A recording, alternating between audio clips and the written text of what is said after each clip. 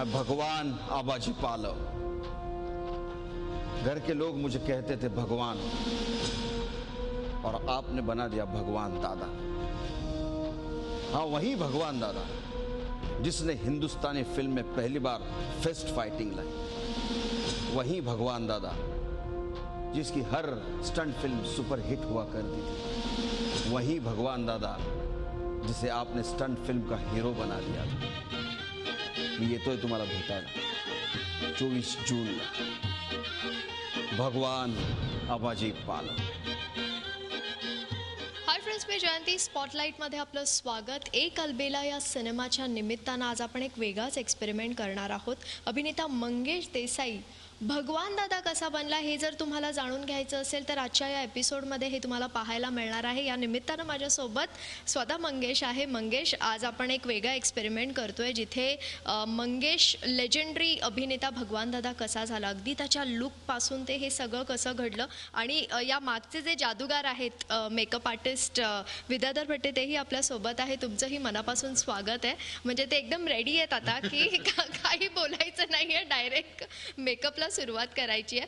ठीक आहे, आपण मेकअपला सुरुवात करूया, पण मंगेश आपण गप्पा सुरू ठेवूया, कारण भगवान दादा साकारणं हे आम्ही जेव्हा सिनेमाचा पोस्टर पाहतो आणि त्यावरचा जो मंगेश देसाई आम्हाला दिसतो त्यात आम्हाला असं वाटतं की मंगेशने या लुकसाठी खूप वजन वाढवलं आहे। त्याचे डबल चिन दिसत आहेत, त्याचे ते गोबरे गाल दिसत आहेत, पण हे खरंच वजन वाढवलं आहेस या सिनेमासाठी?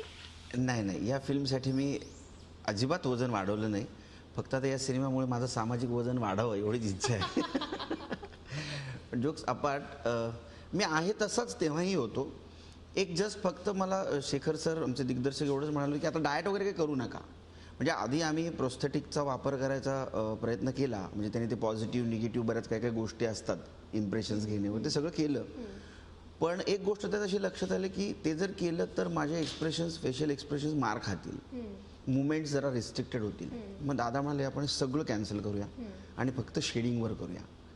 पण जेव्हा प्रोस्थेटिकचा विचार चालला होता तेव्हा दिसणारा मंगेश शेडिंग नंतर तसा भगवान दादा दिसेल का, असा प्रश्न मला पडला होता आणि शंका पण मनात आली होती। मी दादांना म्हणलं पण राहू द्या ना, काय प्रॉब्लेम नाही एवढं। ते म्हणाले नाही, भगवान दादा हे एक्सप्रेशनवर मात करणारे होते आणि एक्सप्रेशनवर त्यांनी सगळं अधिराज्य गाजवलं होतं, त्यामुळे ते एक्सप्रेशन जाऊन चालणार नाहीत, मी शेडिंग करतो। आणि त्यांनी जेव्हा पहिल्यांदा त्या शेडिंग करून मी जेव्हा पहिल्यांदा स्वतःला बघितलं तेव्हा माझ्यावर विश्वास यासाठी राहिला नाही, कारण ती डबल चिन दिसत होती, ते गाल गोबरे दिसत होते, त्या भुवया अशा ब्रॉड दिसत होत्या, डोळे मोठे दिसत होते, यापेक्षा मोठे डोळे त्यांनी केले होते। मलाही ती उत्सुकता आहे की पोस्टरमध्ये जे मंगेशचे डोळे आहेत आणि असे जे डोळे आहेत हे कसं काय पॉसिबल? म्हणजे आपण लेन्स लावून डोळ्यांचा कलर बदलू शकतो, पण डोळे मोठेही करू शकतो का? तर हेच खरं तर आम्हाला आजच्या या एपिसोडमधनं तुम्हा सगळ्यांना दाखवायचं आहे, आणि यासाठी जे मी तुम्हाला म्हटलं जादूगार मेकअप आर्टिस्ट विद्याधर भट्टे आपल्यासोबत आहे। मला वाटतं सर तुम्ही कामाला सुरुवात करा।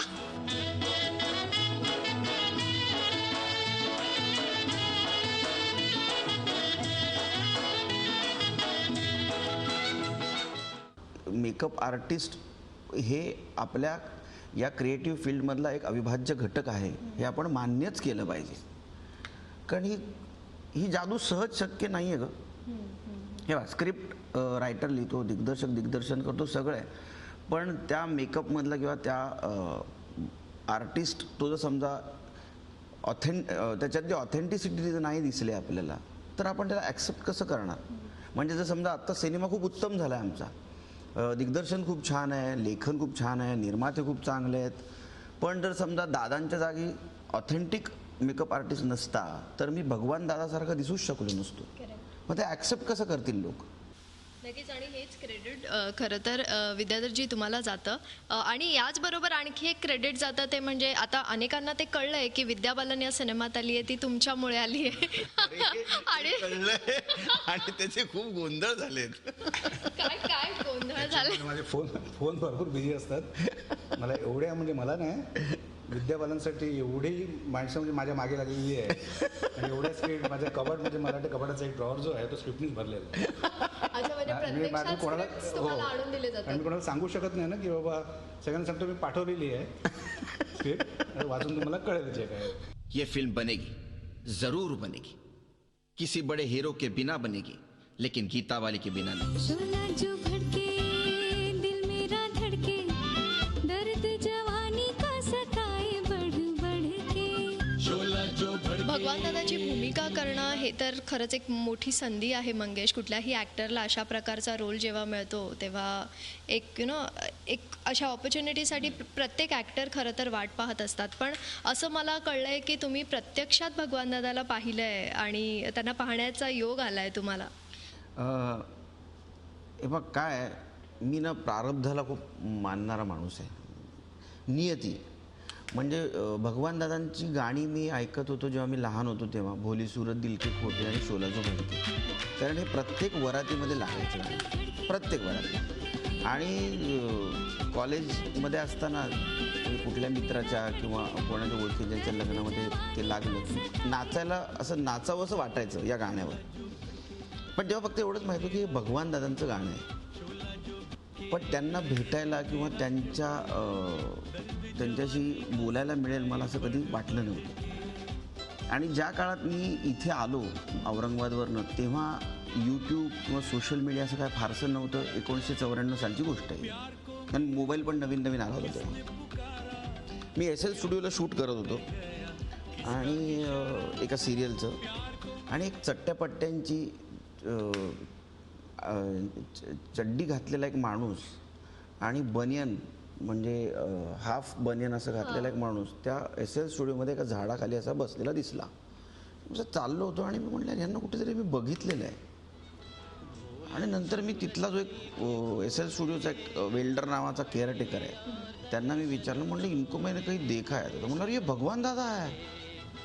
म्हटलं भगवान दादा बोले तो वो भोली सूरत दिल के खोटे शोला जो वो. हां, मी त्यांना भेटायला गेलो आणि मी त्यांना नमस्कार केला. मी म्हटलं मी असं औरंगाबादवरनं आलो आहे, कलाकार आहे. तर ते मराठी फारसं बोलायचे नाहीत, ते हिंदीच बोलायचे. आणि मराठी पण ते फार असं तुटकं फुटकं बोलायचे, म्हणजे खूप अस्खलित मराठी नाही बोलायचे ते. म्हणजे कौन सा क्या करते या, कौन सा सिरियल करते. मी त्यांना सांगितलं आहे असा सिरियल करणं वगैरे वगैरे. आणि मग त्यांनी मला शुभेच्छा दिल्या. पण शुभेच्छा देताना त्यांच्या डोळ्यामधलं कारुण्य मला दिसलं होतं की यांना काहीतरी सांगायचं आहे मला, पण ते सांगू शकत नाही आहेत मला. आणि मग त्यानंतर बऱ्याच वर्षानंतर अशी न्यूज आली की ते राहिले नाहीत, ते गेले. आणि मग असं पण कळलं की त्यांच्या त्या गतायुष्यामध्ये बऱ्याच गोष्टी घडल्या वगैरे वगैरे वगैरे. मला तेव्हा फार असं फील झालं होतं की, कारण मी नवीन नवीन सुरुवात केली होती करिअरची, आणि भगवान दादा ग्रेट पर्सन आणि त्या माणसाचा शेवट असा काहीतरी वेगळा झाला हे मला ऐकू आलं होतं. आणि एकदम एक मनात वेगळी भीती निर्माण झाली होती माझ्या तेव्हा की हे असं कसं काय होऊ शकतं. आणि मग माझ्या ध्यानीमनी पण नव्हतं. पण जेव्हा शेखर सरांनी या सिनेमाच्यासाठी मला बोलवलं आणि मला सांगितलं की तुला भगवानांचा रोल करायचा आहे, तेव्हा माझं सगळं ते रिवाइंड झालं. आणि म्हटलं तेच भगवान दादा ज्यांना मी तिथे SL स्टुडिओला बघितलं होतं, त्यांचंच कॅरेक्टर मला आता करायचं. आणि मला असं वाटतं ते कुठेतरी त्यांच्या डोळ्यामध्ये जे मला दिसलं होतं ना, ते हेच होतं की कधीतरी तुला माझा रोल करायचा आहे. आणि आणखी एक गोष्ट जी कदाचित बऱ्याच जणांना माहीत नसेल ती म्हणजे विद्यार्थ्यांची तुम्ही स्वतः भगवान दादा यांचा मेकअप केलाय. हो, कारण मनोज कुमार सुसूमूर्तीजी, मनोज कुमार यांची क्रांती, त्याच्यामध्ये भगवान दादा होते. त्याच्यानंतर राज खोसल्याच्या 2-3 फिल्मी केल्या राज खोसला सरांच्या, तर त्याच्यामध्ये पण ते भगवान दादांना आवर्जून बोलवत असत, तर तिथं पण त्यांना भेटलेलं आहे. नक्कीच. आणि काही अनुभव त्यावेळचे? त्यावेळीचे अनुभव तसे काही नाहीत, पण त्यांचा मुलगा होता, तो मुलगा डिट्टो म्हणजे त्यांच्यासारखा दिसायचा. आणि तो नेहमी गणपतीला म्हणजे जेव्हा त्या दादर ईस्टवरून वेस्टला यायचे चौपाटीला, तर त्या मुलाला बघायला एवढी गर्दी व्हायची, कारण तो तिथे सेम भगवान दादा डान्स करायचा. क्या बात आहे. डिट्टो एकदम भगवान.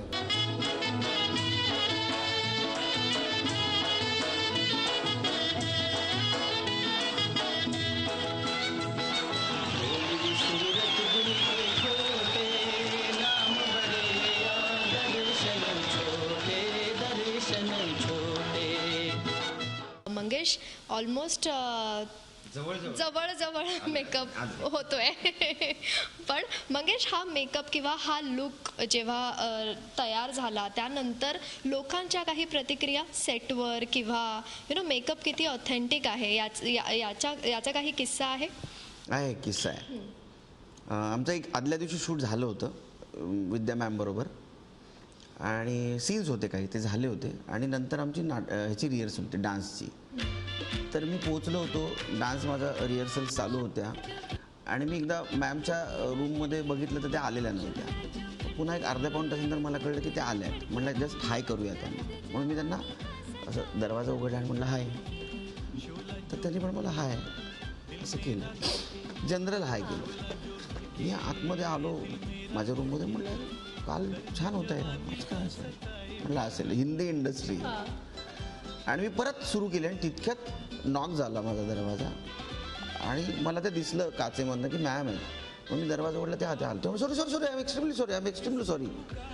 मी तुम्हाला ओळखलंच नाही. मला नंतर प्रियंका म्हणाली की मंगेश किती तुम्ही वेगळे दिसता. आणि म्हणलं हे सगळं त्यांनी केलं आहे, मी आहे हा असाच आहे, फक्त त्यांनी ते बनवलं आहे. म्हणजे को आर्टिस्टला सुद्धा मी ओळखू आलो नव्हतो. आणि हे सगळं 100 नाही 1001% यश यांचंच आहे. म्हणजे मला पण असं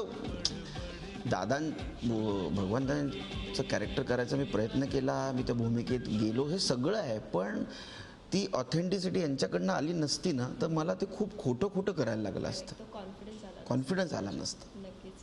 आणि विद्याधरजी, मगाशी आपण तो उल्लेख केला की हा मेकअप जो आहे तो शेडिंग थ्रू झालेला आहे. पण आता जेव्हा या प्रोसेस दरम्यान मी पाहिलं तर मला असं काही स्पेसिफिक शेडिंग कुठेच दिसली नाही की आपण इथे डार्क कलर लावला आणि इथे पुन्हा तो ब्राईट कलर लावला किंवा तसं काहीच दिसलं नाही. तरी पण तो हायलाईट्स आम्हाला दिसत आहेत, त्याचे डबल चिन हळूहळू दिसू लागले किंवा गाल मोठे दिसतात. हे कसं काही शक्य आहे? ते म्हणजे येऊन फक्त थापायचं आणि मेकअप त्यालाच म्हणतात की जो व्यवस्थित फाउंडेशन लावून ते कोणाला कळलं पण नाही पाहिजे की यांनी फाउंडेशन लावलेलं आहे.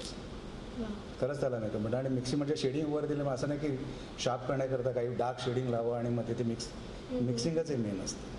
नक्कीच. आणि सिनेमात मंगेशचे 3 वेगवेगळे फेजेस आहेत, 3 वेगवेगळे लुक आहेत. म्हणजे मला वाटतं तरुणपणाचा आहे, मिडल एज आणि त्यानंतर म्हातारपणाचा एक मंगेश आहे, भगवान दादा आहे. तर तो कसा काय मॅनेज केला? त्यातही वेगवेगळे प्रयोग केले मेकअपमध्ये?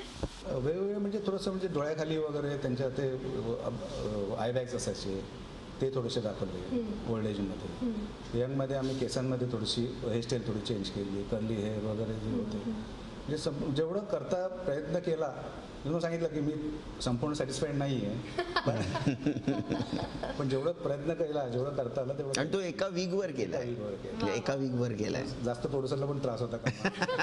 आणि मंगेशलाही फार त्रास झाला नाही असं कळतंय, कारण सिम्पल मेकअप दिसतोय, यात काहीही वेगळं काही आउट ऑफ द बॉक्स केलंय असं काही कळत नाही. त्यालाच मेकअप म्हणतात. आता केसांचं. येस. आता त्यांचं फोरहेड जे आहे, आता यांचं जे फोरहेड आहे ते खूप मोठं फोरहेड आहे माझं. आता समजा मी मागे वेग निघाल तर तो मंगेश देसाईच दिसेल. त्याच्यामुळे त्यांचं जे फोरहेड जे आहे ते मी कमी केलं. तर फोरहेड कमी केल्यामुळे तो चेहरा पण संपूर्ण राऊंड झाला. म्हणजे कळलं ना? असा जो चेहरा आहे कपाळपट्टीमुळे चेहरा असा झाला. आता हे फक्त एवढं हे केल्यानंतर बघा किती इफेक्ट आला. फायनली आता मेकअप झालेला आहे आणि आता अगदी काही क्षणातच तुम्हाला भगवान दादा मंगेश देसाई ट्रान्सफॉर्म्ड इंटू भगवान दादा दिसणार आहे. सो मंगेश, आता कॉस्ट्युम्सला जाऊया. Yes please.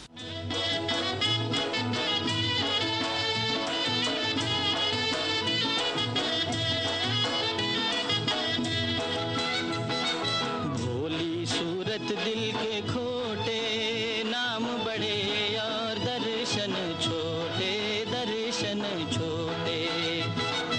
भोली सूरत दिल के खोटे नाम बड़े और दर्शन छोटे.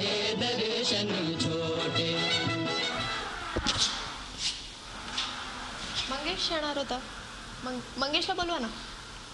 मी खरंच भगवान दादा तुला वाटलो? मी मंगेशच आहे. तेव्हा मंगेश देसाईंचा हा जो भगवान दादाचा लुक आहे तो तुम्ही पाहू शकता. आणि क्या बात आहे, कमाल आहे मेकअप आणि कमाल आहे विद्याधरजी. पण एकूणच आता सिनेमा रिलीज होतोय आणि भगवान दादा आपल्या सगळ्यांच्या भेटीला पुन्हा एकदा आलेले आहेत. बिग स्क्रीनवर आपल्याला पाहायला मिळणार आहे. मंगेश, जाता जाता प्रेक्षकांना काय सांगायचं? मी प्रेक्षकांना एवढंच सांगेन की भगवान दादा महाराष्ट्रीयन माणूस होता आणि ज्या काळामध्ये इतर भाषियांचं खूप वर्चस्व या हिंदी इंडस्ट्रीत होतं, त्या वर्चस्वाच्या काळामध्ये एक मराठी माणूस त्या हिंदी इंडस्ट्रीत गेला आणि त्याने स्वतःचं वर्चस्व निर्माण केलं. म्हणजे तो किती मोठा आणि किती कॅलिबरचा माणूस असेल आणि त्या माणसाबद्दल या सिनेमातनं ते तुम्हाला बघायला मिळणार आहे जे तुम्हाला माहिती नाही आहे. भगवान आबाजी पालव नावाचा एक मुलगा होता ज्याचा या क्षेत्राशी काहीही संबंध नव्हता. तो पैलवान होता, आखाड्यात जायचा, पण तो या इंडस्ट्रीत आला आणि त्याने राज्य केलं. आणि ती जी सगळी पॉझिटिव्ह प्रोसेस आहे, एक इन्स्पिरेशनल प्रोसेस आहे, ती तुम्हाला या एक अल्बेलामधनं 24 जूनपासून बघायला मिळणार. नसतील तर ती स्वप्न काय सिनेमासाठी all the best and thank you so much. Video journalist Prakash Bhoyasa, Jayanti Vagdhare, Zee media, Mumbai. Zee 24 तास रहा एक पाऊल पुढे.